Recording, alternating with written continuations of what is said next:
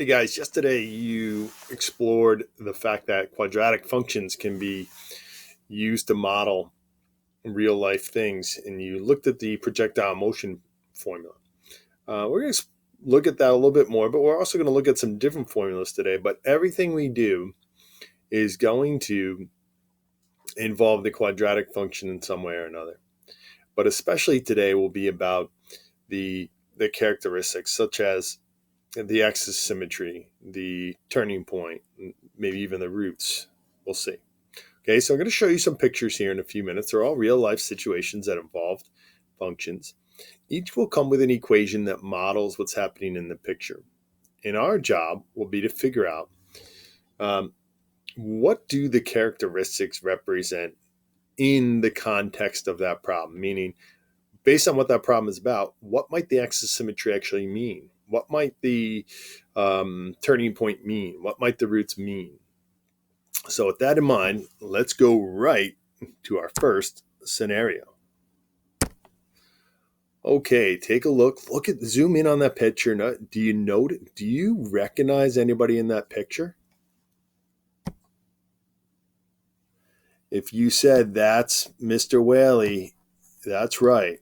This is summer camp 1983. And this guy over here, that's Mr. Hawkins. He got up there and he threatened to push me off.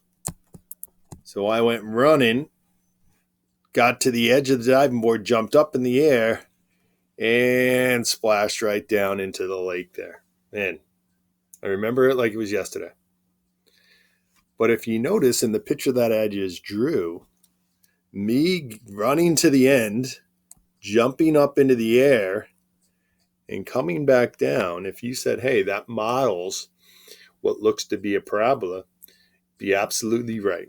Just like the things we looked at yesterday, that the projectile motion formula modeled a quadratic function and the path of a parabola, so would somebody jumping off a diving board up into the air and coming back down. It's going to model a quadratic function as well. Now, I actually happen to write on the bottom of this the quadratic function that's modeled in that picture. So it's h, which is height. Okay, so let me highlight that with a different color so you can see it. I used h to represent height.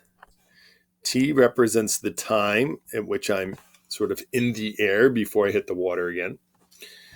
And then we have our plus 10 here. I want you to just take for a second. What do you think that plus 10 represents? Think about our projectile motion formula from yesterday. So what might that plus 10 be? All right, if you answered that you think that that is how the initial height, how high up that diving board is, you're absolutely right. Okay, that was a 10-foot high dive board, which is why I was kind of standing there afraid to kind of jump off until someone coached me to run and jump off the end. So that's what that plus 10 is. That represents the fact that I started 10 feet above the ground before I jumped in. Now, here's what we're going to do. I'm going to ask you to find the axis of symmetry. Now, the axis of symmetry is a formula we should know. X equals negative b over 2a. And negative b, so in this formula I'll put in 8 for b, so negative 8 for a. It's negative 2, so 2 times negative 2. And when I do that, I end up with 2. So what that means is, and let me use a different color for this. Here's my axis of symmetry. That's at t. It really isn't x because we use t in this one. T is equal to 2. What do you think that means? If you said it's 2 seconds until I reach my peak, you'd be absolutely right. So from the time I jumped, 1, 2 seconds, I was then up to my peak height. That's what that axis of symmetry means. It's that point, it's that time in which our object is at its peak, at its maximum height.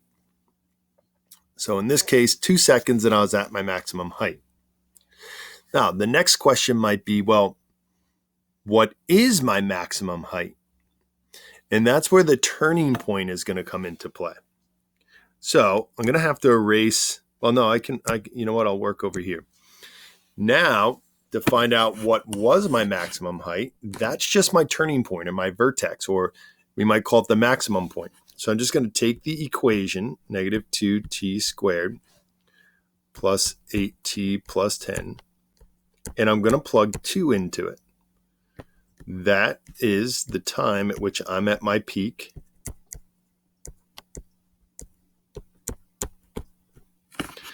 So negative 2 times 2 squared is 4, plus 16 plus 10.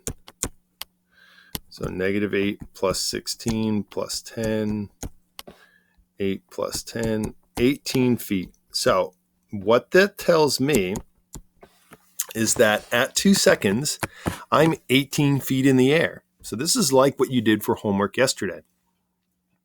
So now I know that the peak height I ever got to was 18 feet. Now, the one other characteristic that we haven't really discussed is the roots. What might the roots be in this problem? So I know that, think that there might, like, imagine that there could be and let me use a different color so we can see it a little bit more. Imagine that there was a coordinate plane here. What would the roots represent? So when it ended up that this thing crossed the x-axis, what would have happened at that point? Yeah. If you're saying that that's where I splashed into the water, or that's where I came and I hit the water again, you're right. The roots would be when I landed in the water. If this were some other scenario, like a cannonball going up into the air, the roots would be when the cannonball hit the ground. Okay. So the roots are when whatever object is comes back down to the ground or the water or whatever the case is. All right. Well, we used my embarrassing photo to sort of talk you through a real life scenario. And when we say, what does the axis of symmetry mean in the context of the problem? It's asking you to describe for me, what does it mean in what's going on in the scenario? So in this case, our axis of symmetry was the time that it took, 2 seconds, for me to reach my peak height. My vertex, or my turning point, turns out to be the time and the height, the maximum height that I got to. And that I just got by plugging it back in. And if someone asked me, hey, explain to me what the roots would be, not that we have to find the roots, but that would be the time it took for me to go back into the water again. Now, I'm not going to figure out the roots. I'd probably need my calculator to do the roots for this thing, but that would be where I hit the water again. All right. Well, that's it for today. Hopefully, you can now see how we could apply the quadratic function to something real.